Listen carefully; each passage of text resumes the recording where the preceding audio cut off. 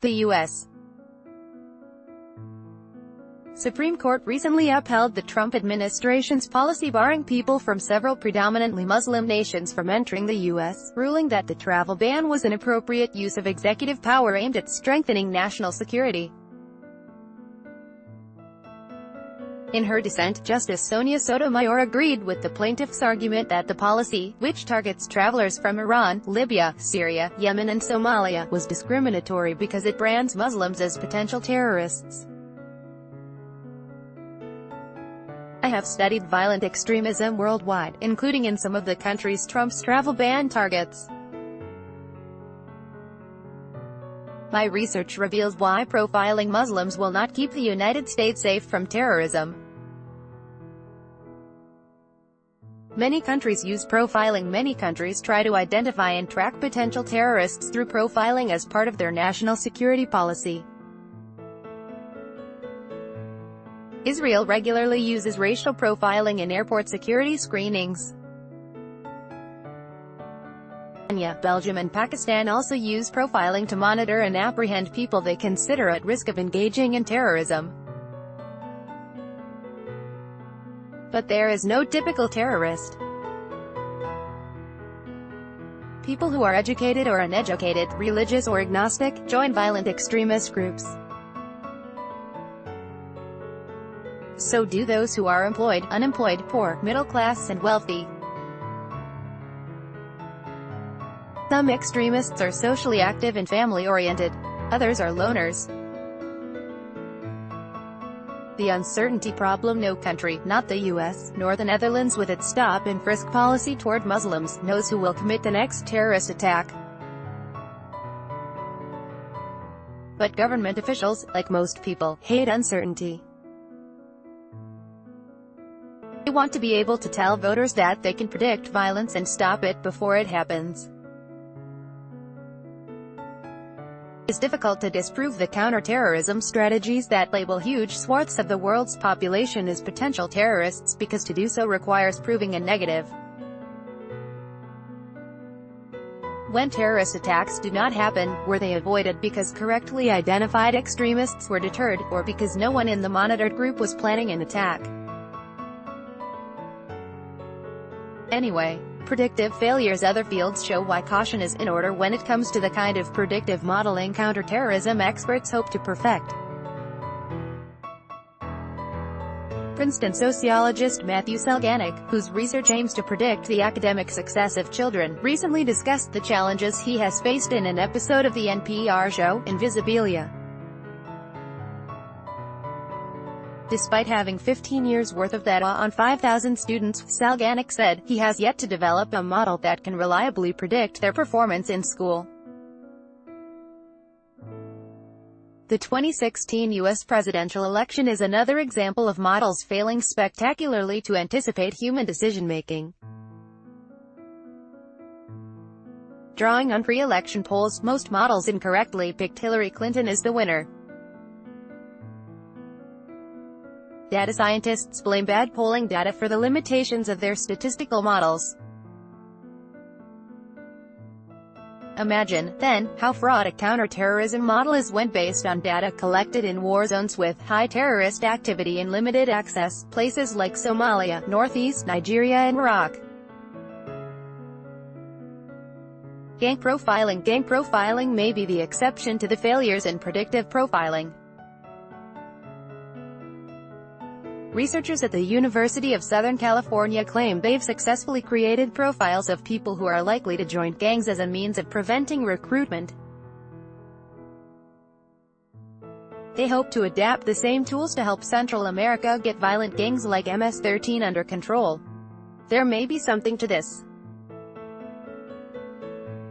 According to the National Gang Center, almost all gang members committed other crimes before joining a gang. That means that previous criminal behavior is a relevant characteristic to help police identify and protect those vulnerable to gang recruitment. And since these people are already in the criminal justice system, they are relatively easy to monitor. In 2012, police launched a comprehensive crime reduction strategy in New Orleans, which at that time had the highest murder rate of any U.S. city its size. At its core was a plan to target at-risk individuals from joining gangs by offering them various social and legal services. By 2014, the murder rate in New Orleans had dropped 20%. New Orleans' predictive policing plan demonstrates that when it comes to gang involvement, past behavior is a decent indicator of future behavior, though there are valid concerns that this type of profiling may stigmatize formerly incarcerated people, particularly young men. In any case, profiling alone is not enough. A 2015 crime prevention program in Chicago that identified at-risk individuals but did not offer them social services proved largely unsuccessful. Who's a terrorist? In closed-door meetings in Washington, I have heard numerous policymakers express hope that such anti-gang recruitment tools can be adapted to stop people in Syria, Iraq, Somalia and Nigeria from joining extremist groups. I have grave doubts. First, there is little evidence that prior violent behavior correlates with engaging in violent extremism, as it does with gang recruitment. But successful profiling is all about data, and counter-terrorist specialists simply do not have enough of it. Very few people worldwide will become terrorists. As of January 2017, the Islamic State, or ISIS, had 35,000 fighters controlling an area of Iraq and Syria with 8 million residents. More than half of all ISIS fighters are foreign-born. Supreme Court Associate Justice Sonia Sotomayor called the Trump travel ban discriminatory against Muslims. AP photo, Elaine Thompson. In contrast, Chicago has 150,000 gang members and a population of 2.7 million.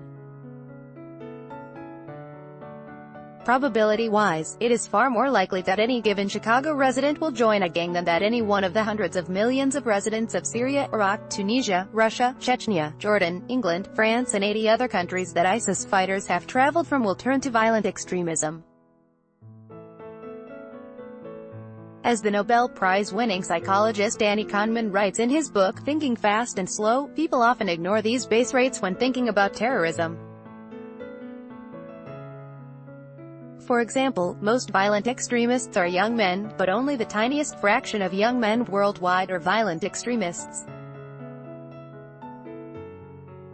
Terrorist attacks are also relatively rare, providing insufficient data on which to build a reliable model. In 2016, 25,620 deaths worldwide were attributed to terrorism. War, homicide and other kinds of violence killed 560,000. That means terrorism is responsible for less than 5% of all violent deaths around the globe.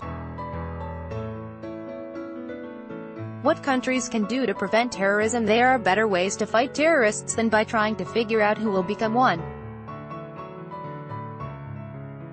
Intervening in at-risk communities where terrorist cells may emerge could be more effective. Evidence confirms that extremist groups target entrenched conflict zones with little security and a significant number of marginalized residents. Increasing security and public services in such areas can reduce violence. In Iraq, for example, development aid that improved basic services and infrastructure in areas with strong military presence has led to fewer insurgent attacks. Addressing vulnerable residents' short and long-term concerns can also mitigate the reasons people join terrorist groups in the first place.